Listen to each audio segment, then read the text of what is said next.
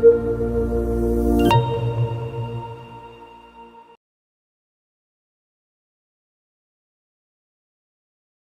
everyone, welcome back to the US CPA classes for financial accounting and reporting. This is part 8 of revenue recognition. Please go through part 1, 2, 3, 4, 5, 6 and 7 before jumping into this particular video, because this is in continuation of all those parts. In this particular video, we'll be discussing in detail about some of the important topic or newly added topic in ASC 606, that is the concept of breakage and installment sale. So let's dive into to understand more in detail about breakage and installment sale treatment in ASC 606. So, if you remember in the breakage concept, when I was explaining in the very first class of the revenue recognition, we discussed about like loyalty reward, payback, miles, right? Jet miles or air miles kind of program in which like company provide, reward points to you, which you can say redeem in the future period, right? And those company do use breakage concept. So what exactly is the breakage concept? Sometime the customer may not exercise all of their contractual rights immediately, right? Often referred to as breakage, like loyalty rewards, payback point, discount coupon, which management expect that it will not redeem or will get expire without redemption. For example, like in our earlier example, which we were discussing about loyalty rewards, in which there are so many customer of the banks who are doing the transaction day and night, all 24 into 7, and the million of transactions are taking place every month. And on each transaction, million of the customers are earning the rewards point, right? And out of those million, like most of the, like 8 to 10% people are doing the redemption, but around 90% of the people are not redeeming that point and it will get expired. So all the point have the life, right? Some reward point have 6 month life, some have 12-month life, some have 18 months, some have 24 months. These are the general life cycle, which is like industry practice. But important thing here is to estimate how much the customer will be redeeming and how much like company estimate that will go expire. So the revenue can be recognized only of the redeemed points and what the actual expire point and what the company estimate to going to be expired. They cannot recognize the revenue of the points which they estimate will be redeemed in future. So those are active or live points. So that is called breakage concept. So So if you say revenue will recognize revenue or expense. revenue, so I'll. No, if there's a point, we'll claim like I have HDFC points on my credit card. So if I claim them, they'll pay me back in cash or maybe in kind. So Mhm. that is an incurring expense for them, I guess. Once, Or yeah. So yeah, I'll pass it through. I'll present it through an example. I okay, know we all are accountant numbers. We understand easily than concept. sure, So sure. first one is accrued of of rewards once. Hmm? Second thing is redemption,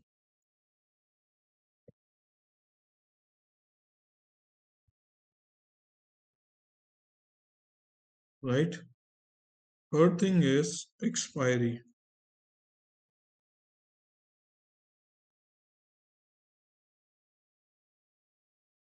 Hmm? Fourth thing is balance.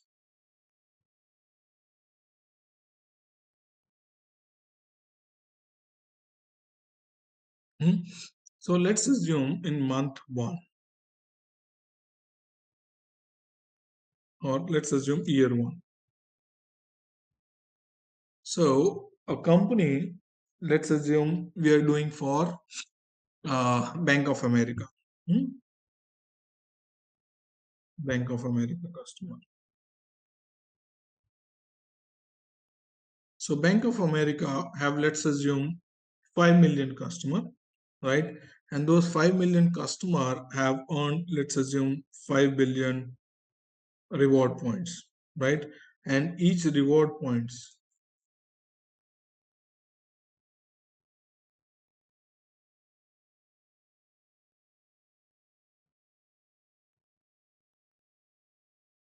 value,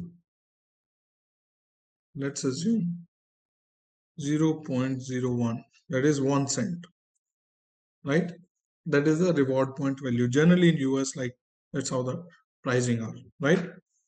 So now in year one, so reward points, and now let's do value. So let's assume the total reward points earned during the year by the customer of Bank of America. How much? 5 billion. How many zeros?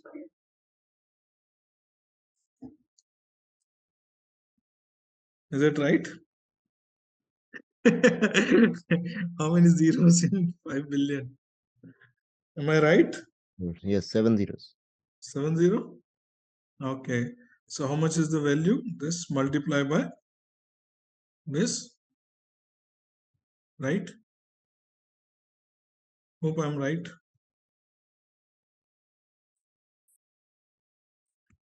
Yes. Okay. And let's assume out of this 5 billion points, how much is the redemption? Let's assume 10%. Let's assume 10% is the redemption, right? And let's assume the life of points is, let's say, 24 months. So in this year, let's assume 30% of the points have got expired, you know. So this multiply by 0.3. Let's assume these many points have got expired. So what is the balance? Total accrued minus redeem minus expired, right? This is what the closing balance will be. Yes or no? Yes, sir. Yes, Yes, sir. sir. Right? Are you guys with me? We are Yes, with Yes, you. sir. Right? So now this company who is managing the point, let's assume XYZ Limited. XYZ reward points management LLC. That is the company, right? And they have the charges for point management fee, and they have, let's assume, commission on redemption and expiry, right? Let's assume they have point management fees of 0.001 cent.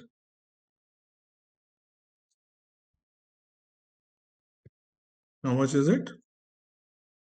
$0.001. And let's assume same is their commission. Let's assume same is their commission. So what will be the revenue that XYZ Reward Points Management LLC would be recognizing?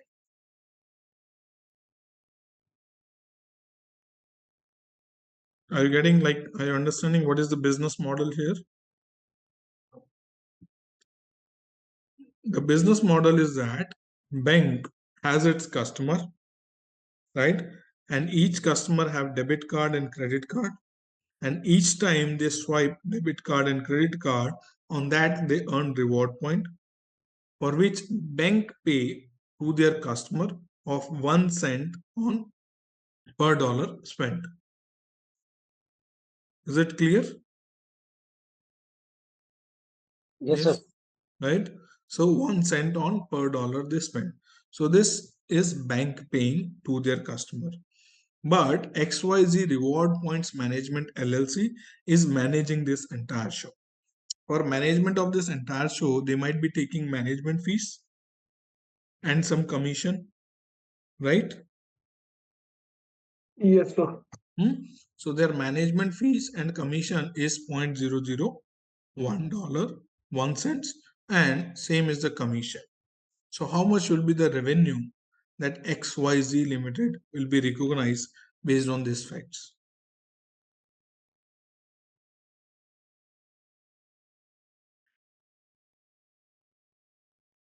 So points management fee will be charged on the basis of accrual of reward points. And Hmm. commission of redemption and expiry will be charged on redemption and expiry points. Hmm.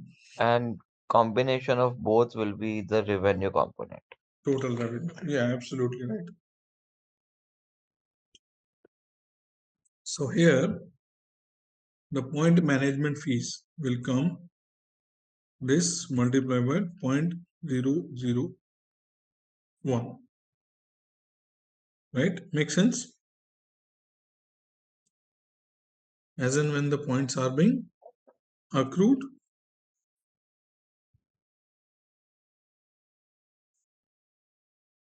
Right? Everyone agree to it? Yes, sir. As and when the points are being accrued and they get into their system, then system will automatically manage. So there's no major remaining performance obligation. Right? Now coming to the commission on redemption and expiry. So at the time of reward point, there is no commission, right? At the time of redemption, that is this much point has redeemed, multiply by 0.001. So this will be their commission. And same is the case of expiry, right? But now they said, I have this huge chunk of 3 billion points. Do I recognize the revenue for them or not? No, because that the revenue has already been accounted in the first hand, where we have charged points management fee. Commission revenue. Commission will Commission on not it. be charged, I guess, because that's not been redeemed or expired. How about others? Same, sir. Yes, sir. नहीं होना चाहिए था commission को. But all of you, your answer is wrong. Here, the breakage concept says you can estimate out of this balance how much will be expire. And to that extent, you can recognize revenue here. So let's assume. तो redeem का भी हम estimate लगाते होंगे कि how much we can the points could be redeemed. But yeah, for redemption, it's your liability to transfer to the vendor, right? For example, if you are a Bank of America customer and in future you redeem the reward points, you go to the Domino's, buy a pizza, then I need to pay to the Domino's. Then my this performance obligation will satisfy. But if it is getting expired, then I have no major performance obligation left. Getting my point? Because of the performance obligations. So we have to justify Domino's, na? That we, according to our estimation, these many points will be expired, and No, this no, no, this no, is the no, no, revenue will be no, no, recognized. no, no, no, no. So there are two things. One is your bank, right? Who is giving the reward point. Second is chain of vendor. That can be your Domino's, that can be your Pizza Hut, that can be your H&M, that can be your TJ Maxx, that can be your Boss, that can be like any Samsung, right? So there are like ton of customer who is accepting this reward point. There should be vendor who will be accepting this reward point. So these are onboarded by the this Reward management company. management company. Oh, Why okay. the bank will give Right, right. reward management to them? Because they have vendor pool who are accepting their reward point. So there, the business is like that. One side you have bank, another side you have pool of vendors who are accepting your reward points, So because your reward basically, point. okay, so basically bank will pay to the management company, management will pay to the vendors for accepting Yes, the reward points. yes, when the redemption will happen. Okay. Until the time this money is parked in the escrow account. As and when you start accruing the reward point, it is the liability on the bank to park that amount into escrow account. They cannot use it because it's a liability for them. And when it will get redeemed at the vendor's shop, then the management company, this XYZ reward points management company, pay to the vendor from that escrow account.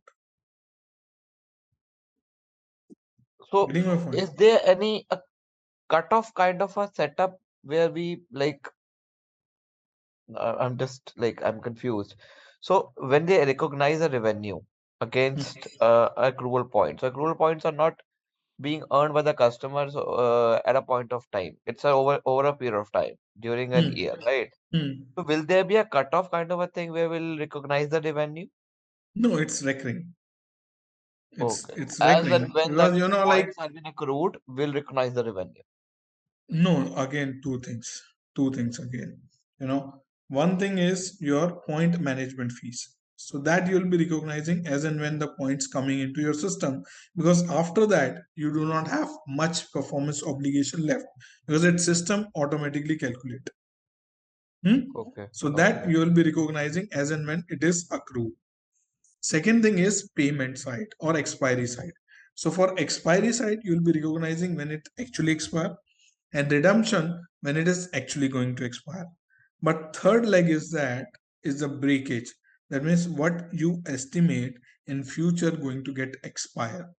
That much amount of revenue you can recognize upfront. So we'll bill the bank against that accrual. Say that again. So basically, we recognize the revenue. A Hmm. customer spent.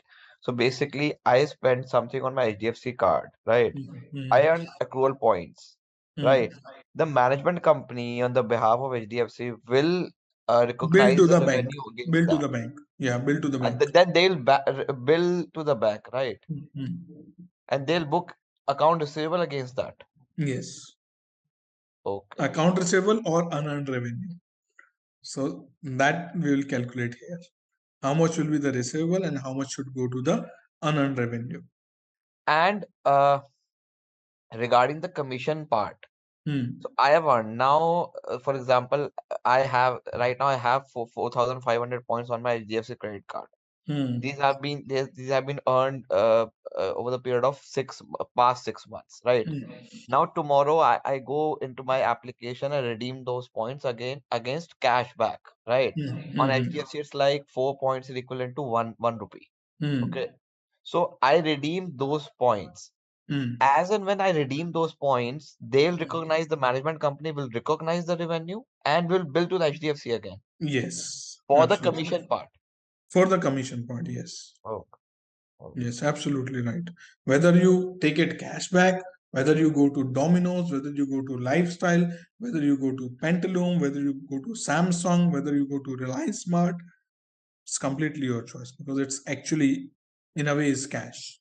And regarding the expiry portion now, for Hmm. example, tomorrow is the last day to like claim those points. Yes. Day after tomorrow, the Hmm. management company will put that into expiry and will recognize Yes. the revenue and bill the HDFC again. Yes. That is their revenue. Okay. Sir, I have But just one confusion. Okay. Hmm. but the expiry part is already being managed under the points management fee. Why they charging expiry as a separate portion Yes. under the No, revenue? no, no. There are two revenues. One is point management fees. Second Hmm. is commission on redemption and expiry because they are managing the vendors. So for that, they need some commission, right? For example, if you are redeeming $100 value at any vendor, so I need to pay to the vendor, right? If I need to pay to the vendor, there is some administration fees. That is my commission. Sir Okay. Make sense? Initially इसमें जब actual accrual हुआ reward points का okay so we charge points management fee okay one leg completed, then there is commission part, commission of redemption and expiry, I'm clear with. Now regarding what we are left with, that is the balance of reward points. That number which is being arrived is from the accrual itself, accrual of Yes. points, correct? Yes. Now we have already charged everything. Why are we estimating from the balance reward points that how much will be, Expire in future.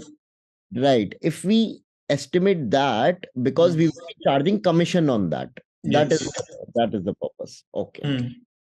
And that will be his revenue, which he will be billing to the bank. And then, Yes. Yes. okay. Yeah. So this breakage in here would be of the expiry points in future. Yes. Hmm. Okay.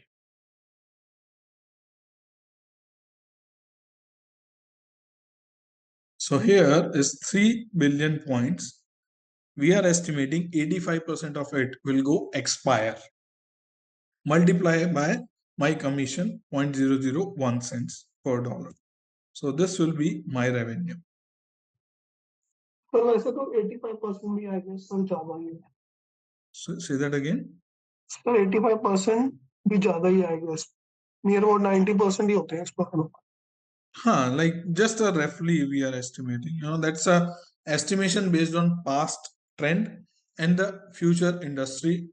You can say awareness, because now people are getting more and more aware about the rewards point and they are trying to redeem it as much as possible. So slowly and gradually trend are moving in a positive direction. Right, everyone? Got it? So what is my total revenue? $955,000 for the year one. Make sense? Makes sense. Yes. Cool. So let me add this example also in the notes.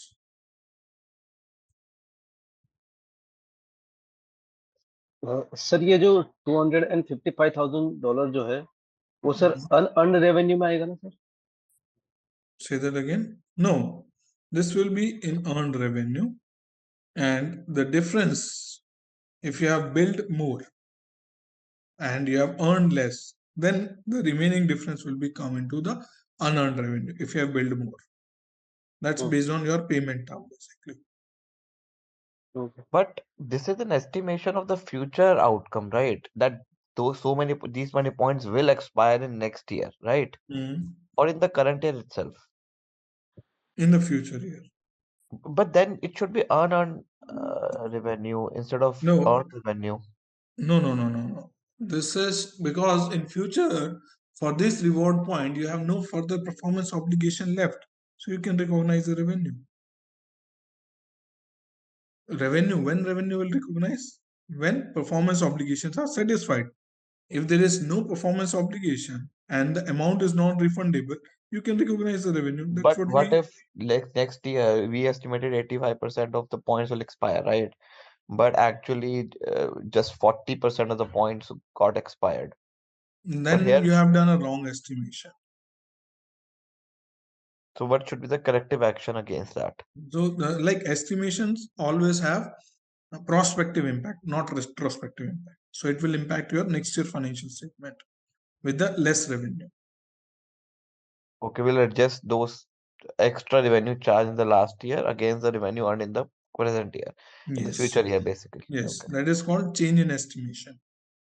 So Okay. change in estimation always have prospective impact. Change in accounting policy have retrospective impact. Okay. Hmm? Got it. Cool. Let's put this example here as an illustration.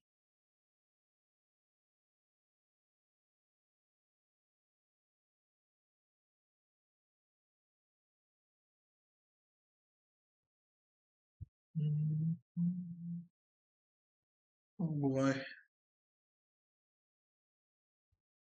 got stuck.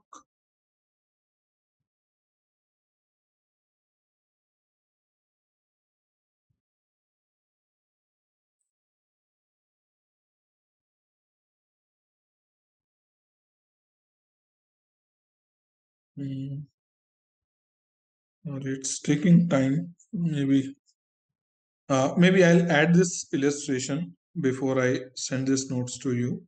Right? If we start adding now, so it's taking longer time. I don't know for what reason. Okay, so let's continue with the notes. Otherwise, we won't be able to finish it. So now let's go back here. So let's come back to the theory of the breakage concept. Sometime a customer may not exercise all their contractual right, often referred to as a breakage, like loyalty reward point, payback point, discount point, which management expect that it will not redeem and get expire without the redemption. So that's a management estimation of the future redemption of the reward points or the future discount coupon they have given. So they can recognize the expected breakage amount as revenue in the portion to the pattern of right exercise by the customer. Right? Recognizing the expected breakage amount as revenue when the likelihood of the consumer exercise its remaining right become remote. That means the 85% you are expecting that people will not redeem, will get expired. That's your best estimation. That means there is a remote possibility that consumer will redeem more than 15% of the point. Right? To that extent, you can recognize the revenue of those points. Recognizing the revenue for expected lap or expire the right. That's also same. Now recognition of breakage. So recognition of breakage is of two type. One is direct with the consumer. Second is when you are involving third party. If you see the company like Ola, right? If you remember, like initially Ola was giving like refer a friend and get a some reward points, some Ola points, Ola cash, Ola money, right? Do you remember those days? Yes. Yes, Yes, yes, yes. sir. Right? So in that case, if you see, the Ola was giving the Ola money to their consumer directly without having third party involvement. Right? Same way, when you go to the Domino's, you purchase a Domino's pizza, they give you coupon directly to you, not through any third party. Right? So that is called arrangement between the two parties, and there they record the liability is called deferred revenue. So that means, for example, if you buy a Ola ride of, let's assume, $100, right? On the first ride, they give you, like cashback. Let's assume $30. That's a Ola cash. They have given you $30, which you can utilize against the future ride. Same way, when you purchase a Domino's pizza, they have given you a discount coupon of 50% discount for the next purchase, similar to material right.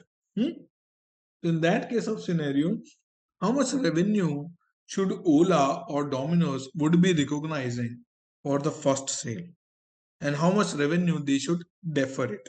That is the question here. Let's take another example over here. Let's assume Domino's.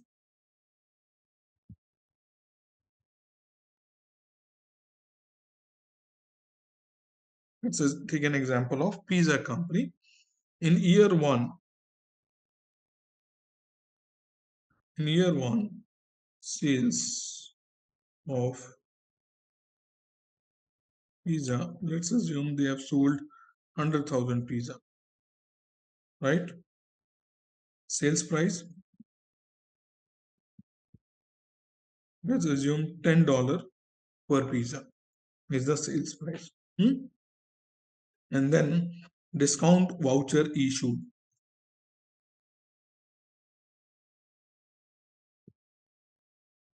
How much? How much to all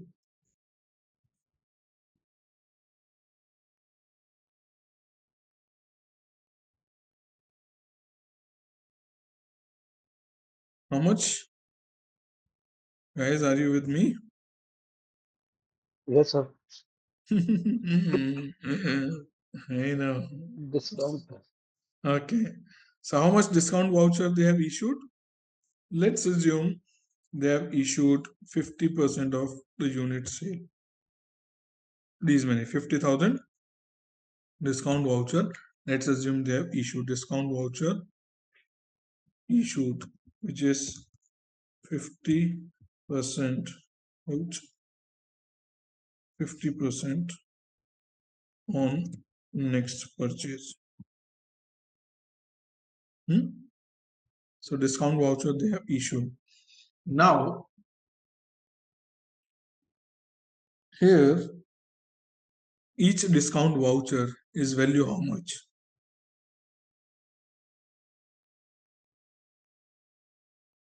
5.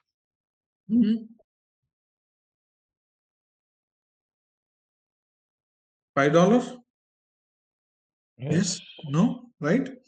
So here let's assume you have sold 100,000 units and you have issued 50,000 vouchers, right? And here you are estimating redemption. Let's assume 10%. So how much is the value you are estimating redemption? It is 25,000. 50,000 multiply by 10% multiply by $5, right? 25,000. Everyone Yes. Yes, is sir. on the same page. So you are giving $25,000 discount to achieve the sales of $100,000. That means in future you have liability to pay to customer almost amount $25,000. Out of this $1 million. So what will be the revenue you will be recognizing?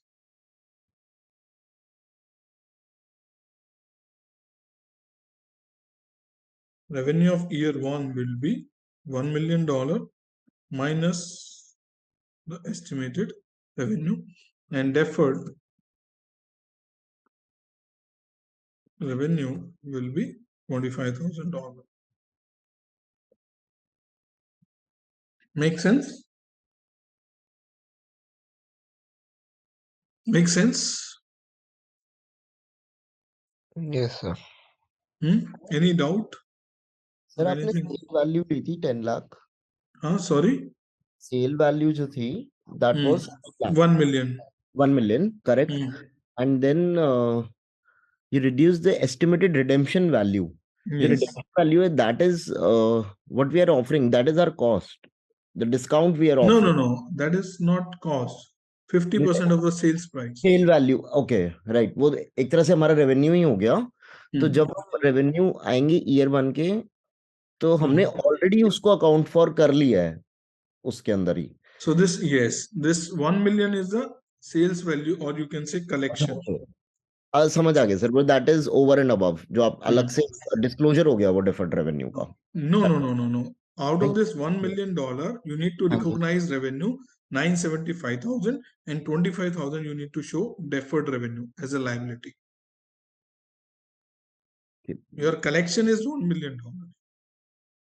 But out of that collection, you have future liability of 25,000. Okay. Oh, right. Okay. I was just thinking about the one leg of 50%. So that's Right? Everyone? Rahul, Gurmehar, Kashish? Yes, sir. Yes, sir. Everyone understood? Yes, sir. Yes, sir. हाँ sir ये भी copy कर दो यहाँ पे ना थोड़ा क्या हो रहा है. So here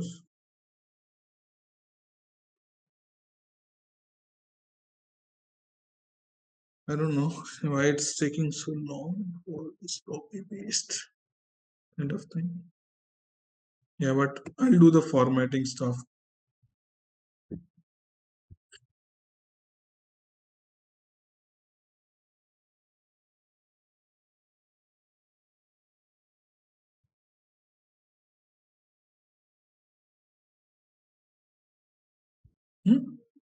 And under the third party contract, which we have discussed earlier this way. So here it will be unearned revenue.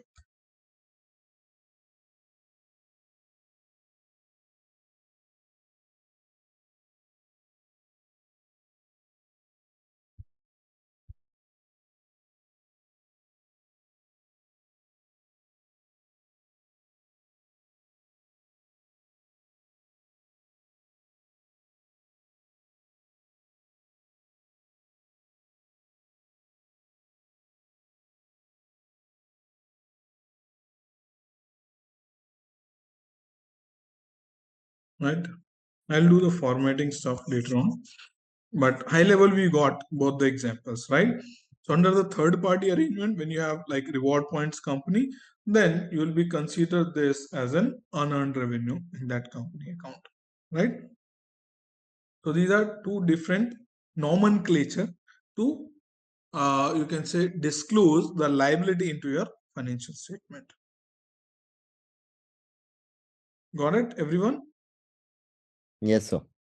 So under the third party arrangement, like here you are HDFC Bank or Citibank of Bank of America, right?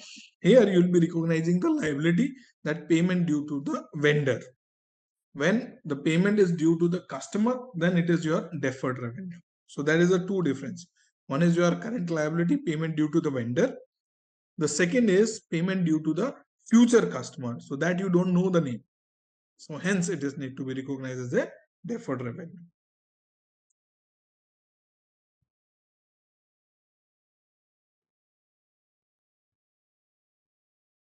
Shall we close here? Is it overwhelming? I don't mind closing it here today. Yes, sir. Yes, sir. For और sure. heavy लग रहा है हाँ? ठीक है sir, कर लेते हैं थोड़ा सा और। छोटे कर छोटे ले? कॉन्सेप्ट हैं, देख लो सर, जो सबका ओपिनियन है मेजर, उस बेस पे।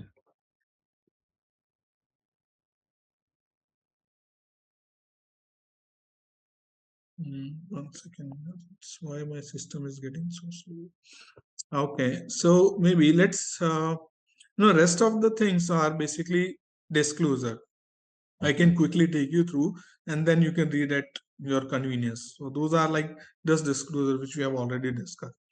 So remaining performance obligation, like disclosure part, so you need to disclose an entity the following things. One is aggregated amount of transaction price allocated to the performance obligation that are unsatisfied or partially unsatisfied, right? An explanation of when the entity expected to recognize that as a revenue, or the disclosure is not required if original expected duration of the contract is 1 year or less.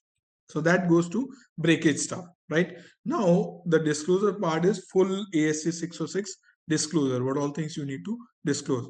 One is contracts with the customer, term of those contract, revenue recognition, point in time, over the period of time, methods of recognition, impairment loss if you're doing, disaggregated revenue or contract balances, performance obligation, transaction price allocated to the performance obligation, significant judgment you have used, right? Those significant judgment may be like selection of the method, selection of input assumption, determining the transaction price, estimation of the variable consideration, allocation of the transaction price, or measurement of the obligation. All the estimate which you have used in entire 606 need to be disclosed in the financial statement.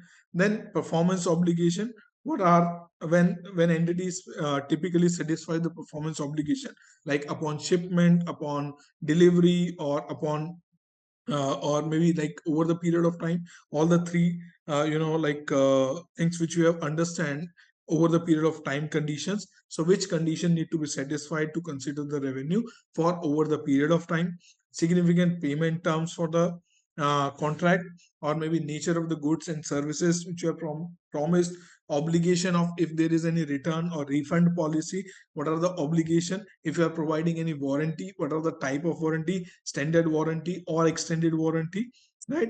Remaining performance obligation for more than 1 year if you have, then you need to disclose separately. Aggregate amount of transaction price allocated to the performance obligation unsatisfied obligation or partially satisfied obligation, explanation of when an entity to expect to recognize the revenue, additional disclosure required for issuer, right? For non-issuer, it's not mandatory, but for issuer, some additional disclosure required, which include any assets they have recognized, like contract assets, any judgment made during the made in determining the amount of the cost incurred to obtain and fulfillment of the contract, method used to amortize, like over the period of the contract, or the earlier first year, earlier 2 year, earlier 5 year, or the later, what exactly is the method you have opted to amortize the cost of the contract, right? Closing balances of the contract, amortization expense or impairment losses, right? Then disaggregated revenue, what are the types of revenue you have, what is the geographical conditions from where you are getting the revenue, what all market you have from where you are getting the revenue, type of the contracts, contract duration, timing of the transfer, sales channel. So here is an example given. Let's assume you have like three vertical: consumer product, industrial product, and supplies, from where you are getting the revenue, right? And you have like different market: North America, Europe, Asia market. So that's how you need to represent and reflect in the financial statement. After this, go back and look at Microsoft Financial and GM Financial, which I've shared with you, right? Look at their revenue recognition policy and look at the disclosure of the revenue recognition they have made. You'll see like similar things over there, right?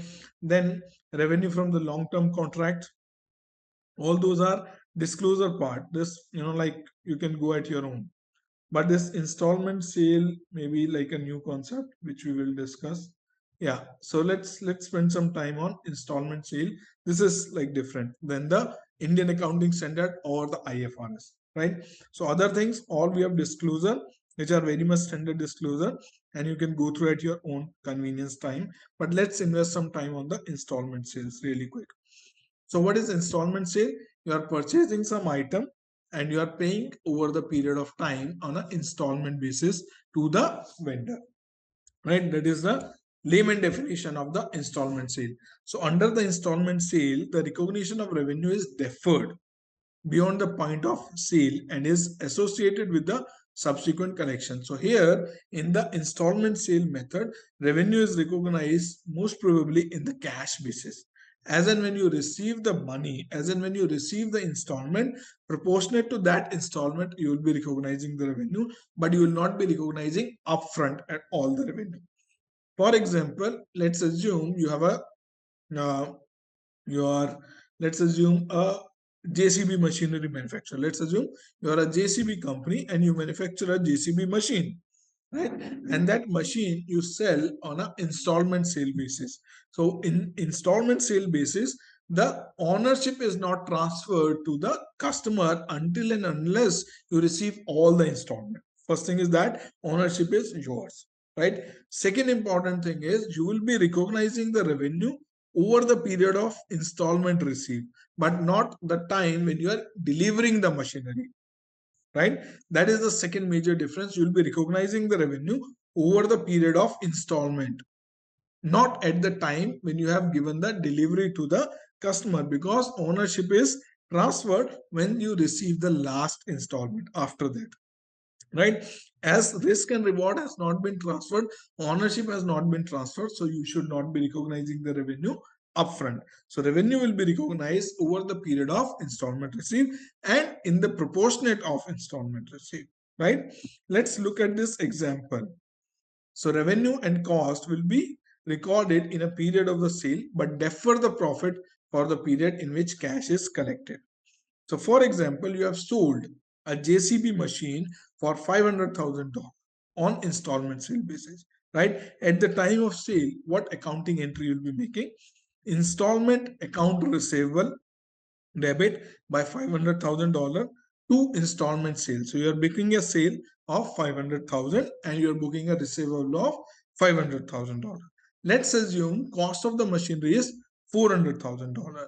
So what will be the entry for that? Cost of installment sales account debit to the inventory. So you're removing inventory, you are adding into cost of goods sold, right? You're debiting cost of goods sold by 400,000. That means difference between two is $100,000. That is your ideally is a profit, right? Makes sense? Are you guys with me? Yes, sir. right? 500,000 is the sales price and $400,000 is cost. So your profit component is $100,000. But when you need to recognize that profit, let's understand that. So during year one, you have collected $175,000, right? So what will be the entry for that? Cash account debit to installment account receivable. You are receiving the installment account receivable, you are reducing the installment account receivable and increasing the cash which you have received, right? Simple. So far so good till third journal entry. Yes, sir. Now coming to the fourth journal entry at the year end. At the year end, hold the gross profit on the installment which you have not received. Only recognize the revenue, only recognize the profit on the installment which you have received. So what you will be doing? Installment sales account debit, you'll be reversing the sales. To cost of installment sale, you'll be reversing the COGS. To deferred gross profit. So 100,000 will go to the deferred gross profit.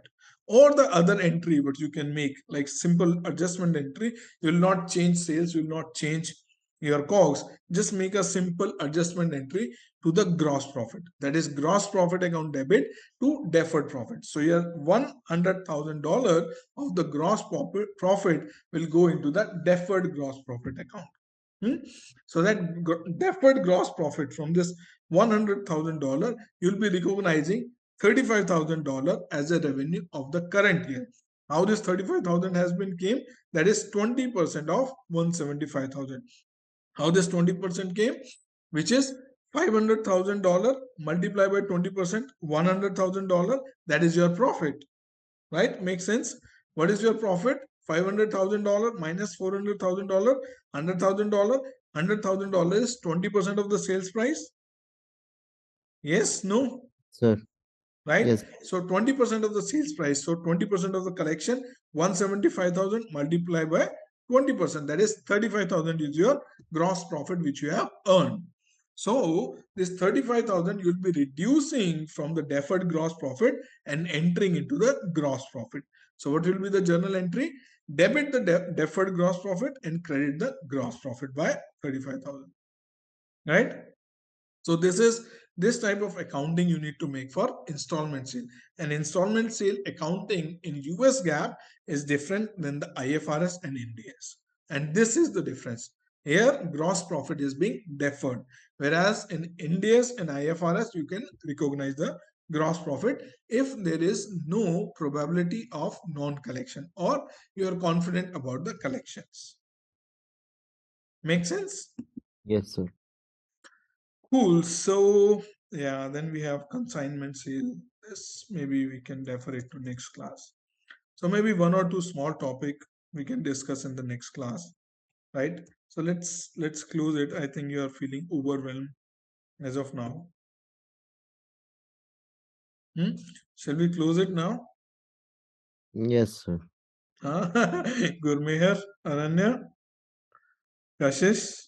Yes, sir. Yes, Yes, sir. sir. Okay, okay. Let's close it here. But like I'll send you the notes. You go through the disclosure part and installment sale.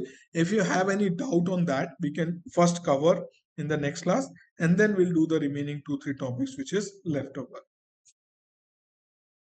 Okay. Okay, sir. See you. Okay, sir.